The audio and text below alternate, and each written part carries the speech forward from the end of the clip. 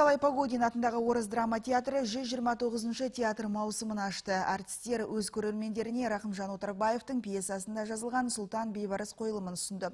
Бұл жолғы спектакль Қазақ хандығының 550 жылдығына орайластырылды.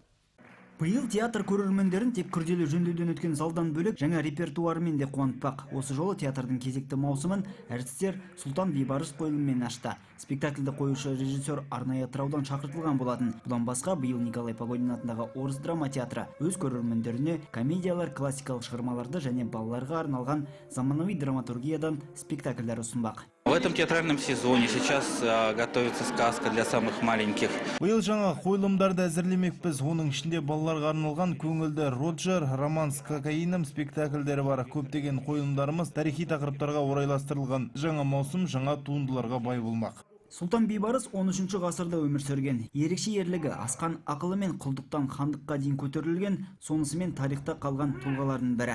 Спектакльде оның қайтыс болар алдындағы кезі көрсетіледі. Қойылымда Бейбарыстың ішкі жан дүниесі, ой толғанысы айқындалады. Осы арқылы көрермендерге бақыттың кілті билікте емес екендігі жеткізіледі. Недаром говорили старцы, не станет скакуном тот же ребенок, который не насытился конского молока. Так же и сын земли родной, если не живет на ней, становится для нее чужак. Бейбарыс өмір сүрген уақытта спектакльде қойылған әуен мен хореографиялық нөмірлерден көруге болды. Бұл қойылымның аспектілерін Давид Литвинов пен Жанна Темірбаева жасады. Көрермендерге спектакль ұнады деуге болады. Очень интересно и очень познавательно все это. Очень хорошая игра актеров. Интересные танцы, костюмы.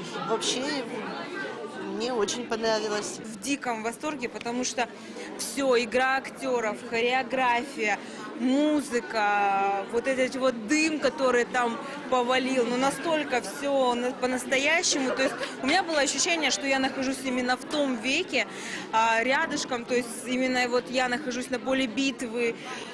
В общем, я в восторге. У нас актеры такие молодцы. Прям спасибо большое за сегодняшний праздник. Сұлтан Бейбарыстың образын толыққанды аша білген Евгений Потешкин спектакльден соң журналистерге сұхбат берді. С некой исторической. Біз бұл тұлғаның образын толыққанда аша алмадық деп ойлаймын. Дегенмен сол кездің уақытын бейнелеуге тырыстық. Бұл рөлдің маған бұйырғанына қуаныштымын. Бейбарыстың отанына деген махаббаты бұл спектакльде айрықша көрсетіледі.